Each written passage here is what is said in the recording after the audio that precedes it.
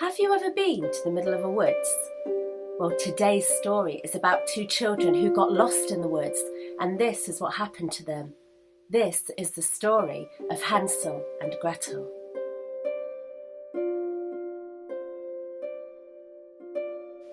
Once upon a time, in the deep, dark woods, lived a woodcutter who lived with his children, Hansel and Gretel. But they also lived with their wicked stepmother, and she was bad and often said very cruel things to Hansel and Gretel. Well, one night, when Hansel and Gretel were in bed, they heard their stepmother saying to their father, "We have no food in the cupboard and we're starving, so tomorrow you must take the children into the woods and you must leave them there."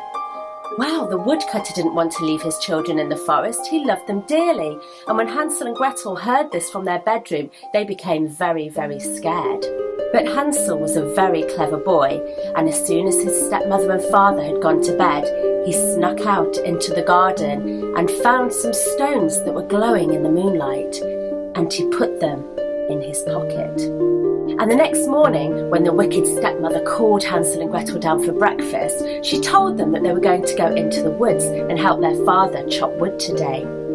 And as they went into the forest following their father, Hansel took out the stones that he'd put in his pocket the night before and dropped them one by one by one. So he made a trail all the way into the deepest, darkest part of the woods. And when they eventually got to the middle of the woods, the woodcutter said to Hansel and Gretel, "Now I want you to wait over by this old oak tree. I'm going to go and chop some wood, and when I come back, you can help me carry it home." And so the children waited by the old oak tree, and the woodcutter disappeared into the distance. But Hansel and Gretel waited and waited, and their father didn't return. And eventually, when the sky began to get darker and darker, they began to cry, until Hansel remembered the stones that he'd laid on the floor from the cottage. And they found the first stone, and it glowed in the moonlight, and the second stone glowed, and they followed the trail all the way back to their cottage. Well, when they ran in the door, the woodcutter was overjoyed to see the children, and the stepmother pretended that she was overjoyed as well, but really she was very angry that they'd found their way home. Well, that night she said to the woodcutter, "Tomorrow you must take the children into the woods again, and this time make sure that they don't return." Well, Hansel overheard his stepmother making this wicked plan again, and he decided to do the same thing that he'd done the night before. But when he went to the bedroom door, it was locked. He couldn't get out. What was he going to do? And in the morning, when their stepmother called them down for breakfast, she handed Hansel and Gretel a stale piece of bread each. But instead of eating it, they put the stale bread in their pocket. And this time, when the woodcutter took them out into the woods, they took out the bread and they tore off little pieces of it and dropped it behind them, making a trail all the way home. But what they hadn't seen were all the birds that were flying down and eating the bread trail. And this time, when they were abandoned in the forest and they looked for their bread trail home, they found it was gone, and they began to cry. And they cried all night, cuddling each other in the woods and hoping to find their way home. Well, as soon as it began to get light, the two children stood up and they made their way through the forest, trying to find the path home. And they walked for hours and hours and still couldn't find it, and they began to get more and more worried. Then all of a sudden, through the trees, they saw some smoke rising up. And as they followed the smoke, they looked through the trees and they saw the most fantastic looking house they'd ever seen. It was made entirely of sweets. There were gingerbread men growing out of the garden. The windows were made of sugar cane. The doorstep was made of pure chocolate, and the puddles outside the door were made of melted chocolate. And they were so hungry that they began to tear off pieces of gingerbread and candy canes and eat it. Well, the children were having such a good time eating all the sweets that the house was made of that they didn't hear the creaking noise of the front door opening. And all of a sudden, a voice said, Ah, children!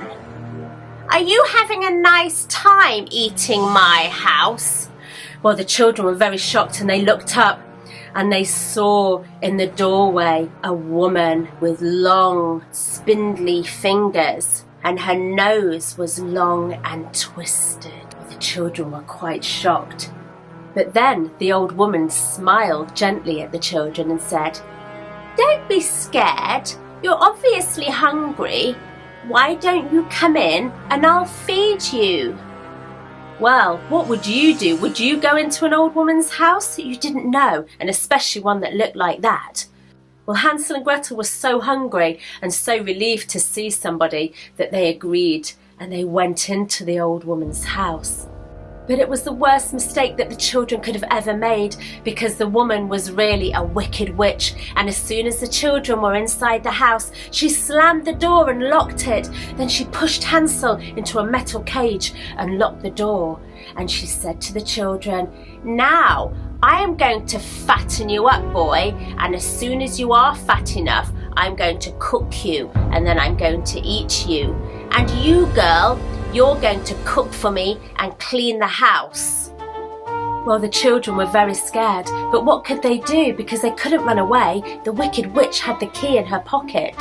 So for weeks and weeks, she kept them prisoner in her sweet's house. Every day, the witch made Gretel do the housework and do the cooking for her. And every day, she would send food over to Hansel to fatten him up. After a week, the witch went up to Hansel's cage and asked him to stick his finger through the bar so that she could feel it and see whether he was fat enough to eat. Well, of course, Gretel didn't want the witch to eat her brother, and so she came up with a plan. And one day, when the witch wasn't looking, she handed Hansel a chicken bone, and she told him to stick the chicken bone outside the cage whenever the witch asked to feel his finger. So another week passed, and every time the witch said to Hansel, "Put your finger through the bars, boy. I want to see if you're fat enough to eat." Well, Hansel would hand her the chicken bone, and because the witch was quite short-sighted, she would feel the bone, and she would say, "You're still far too thin," and she would make Gretel give him another meal, and this way they managed to keep him alive. Well, one day the witch got so annoyed that Hansel wasn't getting any fatter that she said, "Well, I'm going to eat you anyway."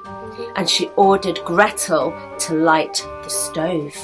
Well, the children were terrified, but Gretel had yet another plan.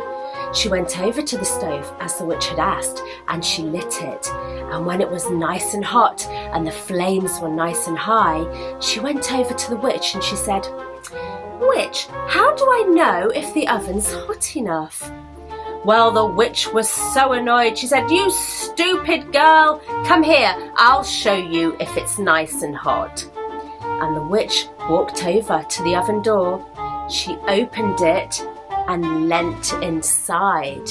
And just as she did so, Gretel gave her a massive push, and in went the witch. Gretel locked the door, and that was the end of the wicked witch. Gretel then looked around the witch's cottage and found the key to Hansel's cage, and she let him out. And they were both about to run home, but they thought, "Well, our mother and father have no food for us, so we're going to starve. But because this house is made of sweets, let's surprise our father and take lots of nice food home." So what they did is they looked around the cottage and they started breaking off candy windows and chocolate doorsteps and icing walls, and they filled Gretel's scarf with lots of goodies. As they looked through the witch's cupboards, they found some giant chocolate eggs, and throwing the shawl full of goodies over their shoulder, they ran and ran and ran through the woods until they eventually found the path that led them all the way home. And when their father saw them arriving at the door, he was overjoyed and he gave them a huge hug. And they all went inside. And the woodcutter said to Hansel and Gretel that their wicked stepmother had gone and she was never coming back and they would never have to see her again. But that wasn't quite the end of the story. When Gretel opened up the shawl and showed her father all the goodies inside, he was so happy, and they all had a fine feast. And when they opened the chocolate eggs, they found that every single one was filled with gold coins that the witch had stolen from people. They were rich, and the woodcutter never had to chop wood again, and they all lived happily ever after.